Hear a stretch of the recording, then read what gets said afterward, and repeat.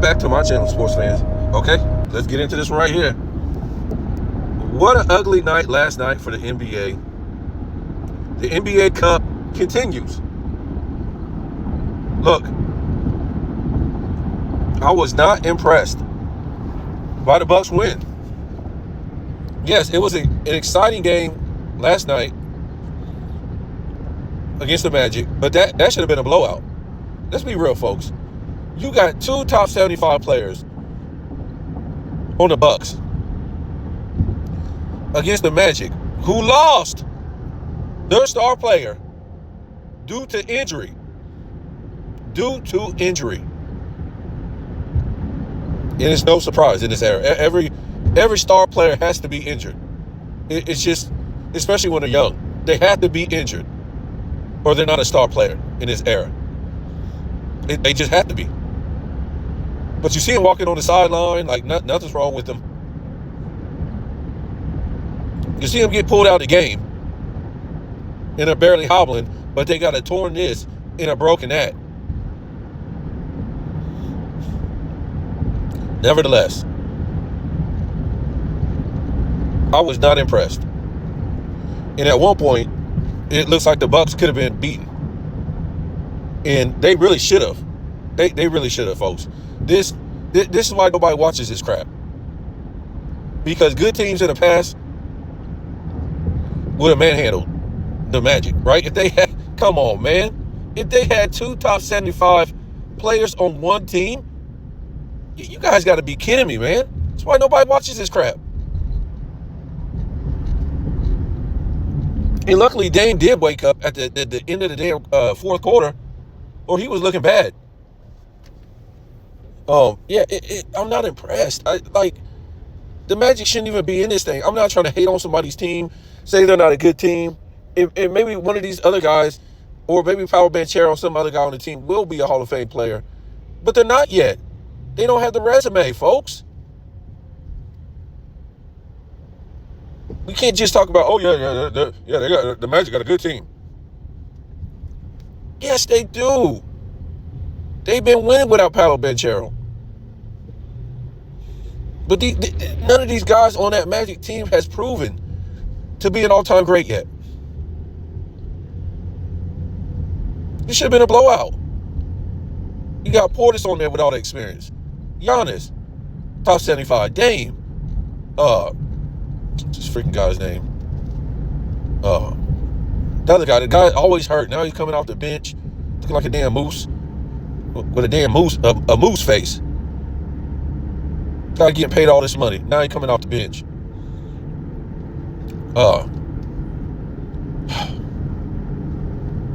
Launching up all these threes. Even if I do watch the game, I just can't even watch the whole game. It's sad. It's sad, folks. You can't even watch it because you know it's the same thing. There's really no intensity in the game. Basically, until you get to the fourth quarter. Because all they do is shoot threes. Every player looks like the same damn player. There's no bad shots. You got these fake coaches on the sideline pretending like they're real coaches. These aren't real coaches.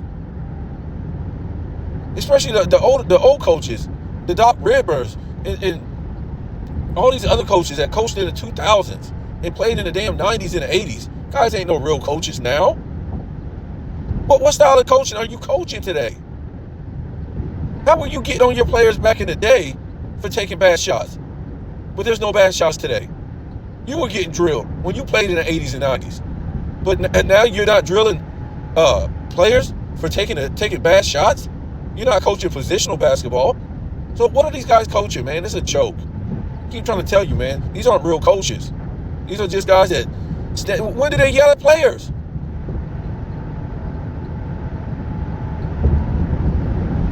You had real coaches back in the day. Throwing chairs, screaming at players, getting in brawls on the court with players. I mean, these were real coaches. About to pull their damn hair out on the sideline because they wanted to win. They coach positional basketball. They coach competitive basketball. They screamed at you on the floor, and when your ass came to the bench, they screamed at you for blowing an assignment not getting that rebound, not boxing out, not getting back. These aren't real coaches. These aren't real referees. They don't call carry, travel, none of this stuff. Because that's all these players do all day is carry and travel. And if they did, it would expose these guys as real, fundamentally sound basketball players. You can't even, this is what little kids get taught to do in camps when they're growing up. How to dribble the ball. But these guys today, the most skilled guys of all time, can't even dribble the ball without palming it. Putting their hand underneath the ball all the time. And dribbling the ball. Man, these guys is dribbling the ball shoulder high. Taking all kind of steps.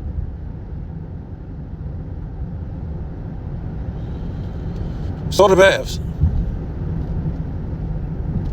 What the hell is going on with Luka Doncic? This guy is shooting something like 43% this year.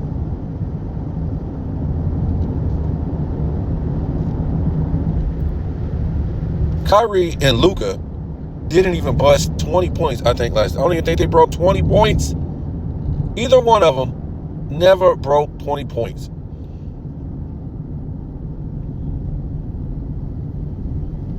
And this is what I mean, folks. I said this other day.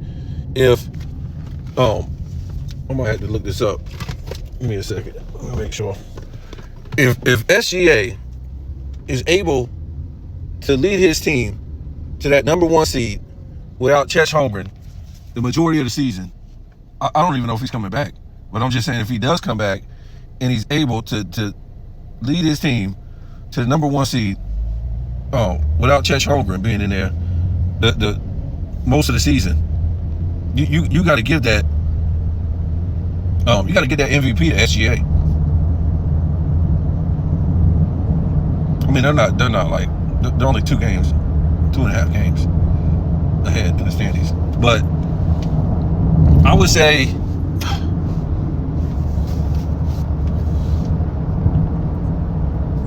if they win it by 10 games or more, you got to give SGA that MVP. Let me see where he is as far as stats. Yeah, neither one of them, Kyrie or Luka, did not break 20 points. And SGA had 39.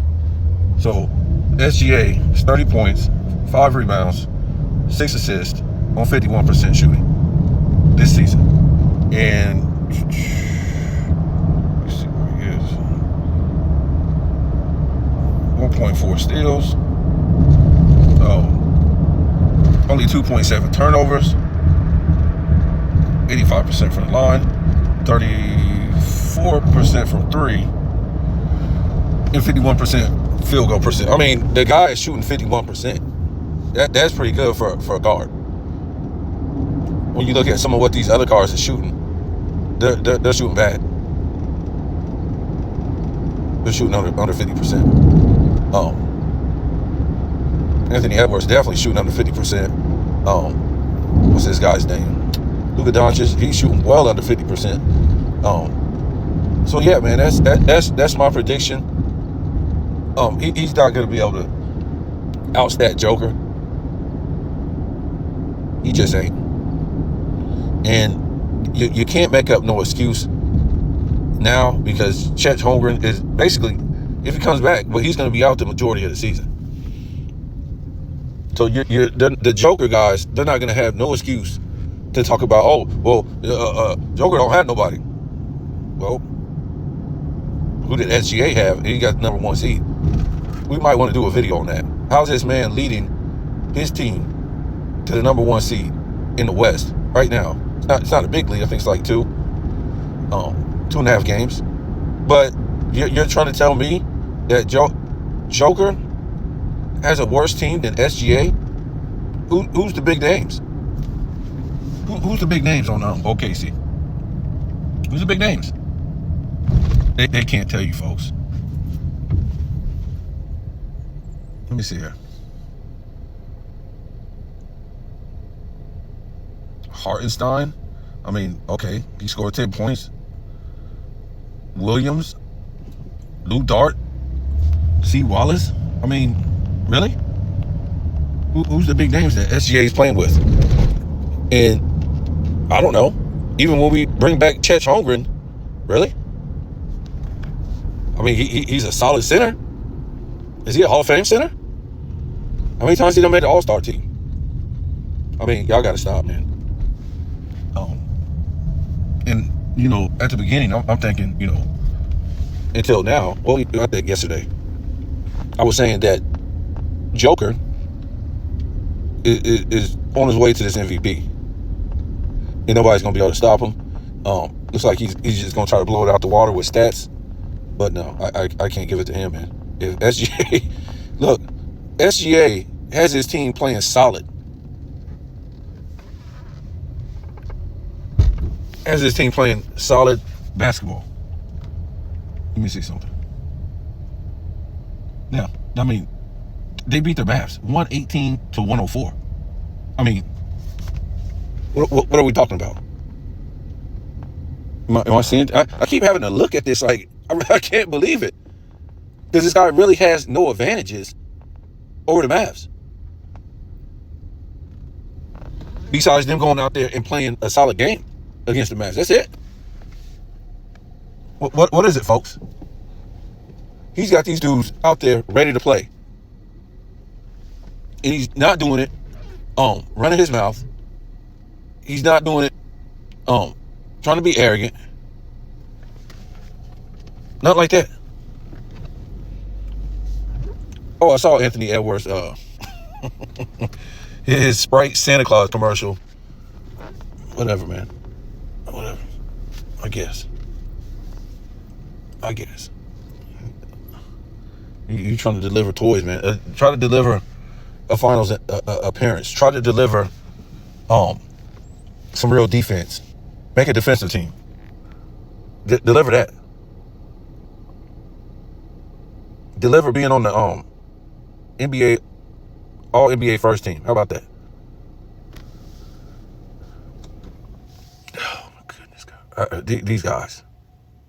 Yeah, you gotta give it to SGA, man. We might make a video later. I don't know like too much more that I can say about this, but let me see.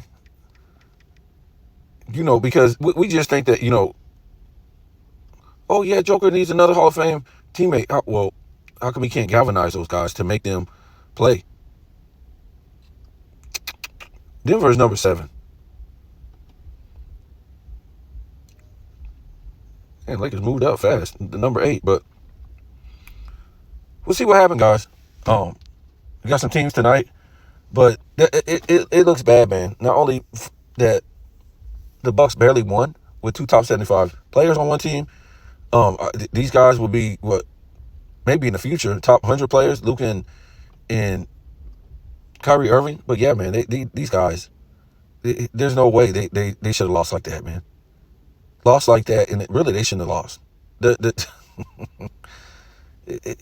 who they got on the team, and they got what's his face over there, Klay Thompson, and they got blown out the court. Tell me what you think.